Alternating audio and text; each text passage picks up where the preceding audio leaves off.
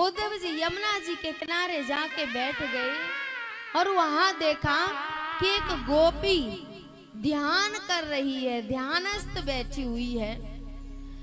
नारद जी वहां से निकल के जा रहे थे तो नारद जी ने देखा कि ये वृंदावन तो प्रेम की भूमि है और यहाँ पर ये गोपी इतनी बड़ी ज्ञानी की ध्यान लगा के बैठी है।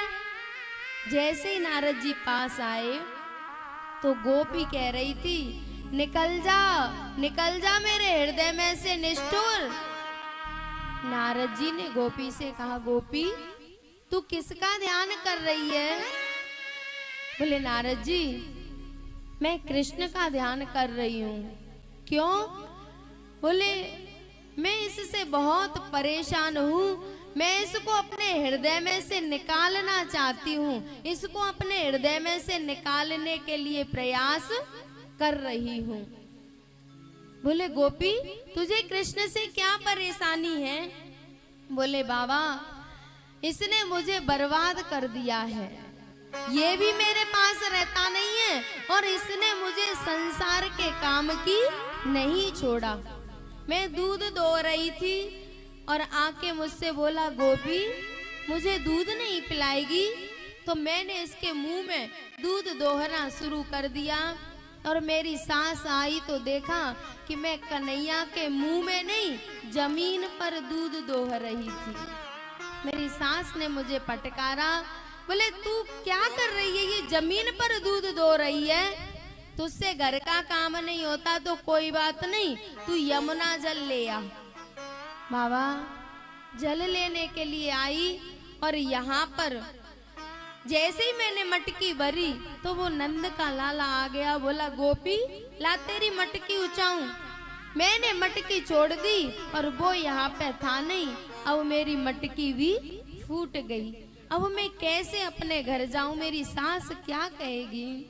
नारद जी ने कहा, धन्य है ये गोपियां, ऋषि मुनि हजारों वर्ष तपस्या करते हैं हृदय में लाने के लिए और ये ध्यान कर रही है उसे अपने हृदय में से निकालने के लिए, भगाने के लिए। जब उद्धव जी ने इस दृश्य को देखा तो पागल हो गए। उद्धव जी श्री जी के पास आए, राधा रानी के पास आए और उनके चरणों में गिर के उनसे प्रार्थना करने लगे, हे श्री जी मुझे भी थोड़ा सा भक्ति प्रदान कर दो, मुझे भी थोड़ी सी प्रेम दान दे दो।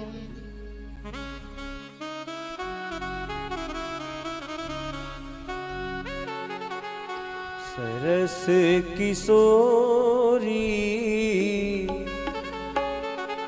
पयस किशोरी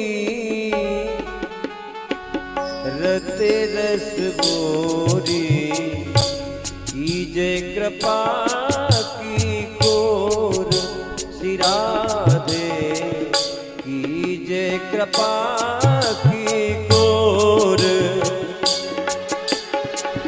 सरस किशोरी पयस किशोरी रते रस भोरी कीजे कृपा की कोर सिराधे कीजे कृपा की कोर।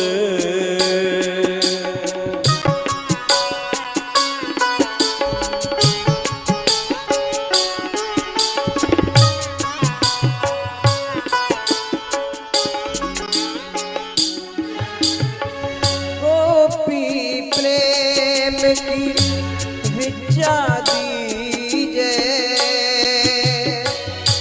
कैसे मोहे अपनो कर लीजे।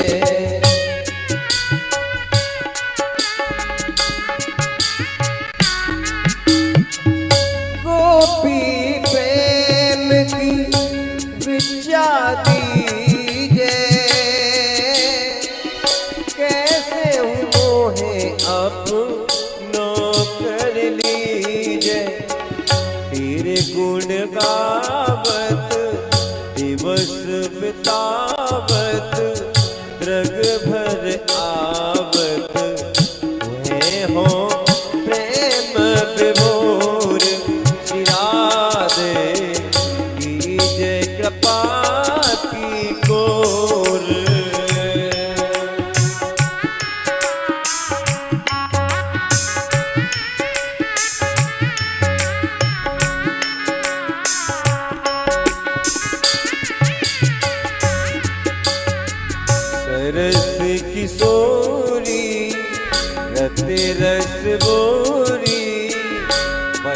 किशोरी रति रस भोरी कीजे कृपा की कोर सिरादे कीजे कृपा की कोर सिरादे कीजे कृपा की कोर।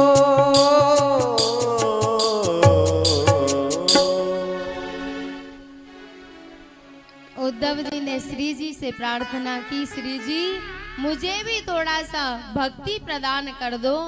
श्री जी ने कहा, उद्धव जी आप ज्ञानी हो और ज्ञानी तो भक्ति को जल्दी से स्वीकार नहीं करते, और वैसे भी हमारे ब्रज में ज्ञानियों का काम नहीं है, यहाँ तो सब प्रेमी रहते हैं। उद्धव जी ने कहा, आसाम हो चरण रेणु जुसाम हम श्याम वृंदावने के मपे गुलमलतौ सदीना।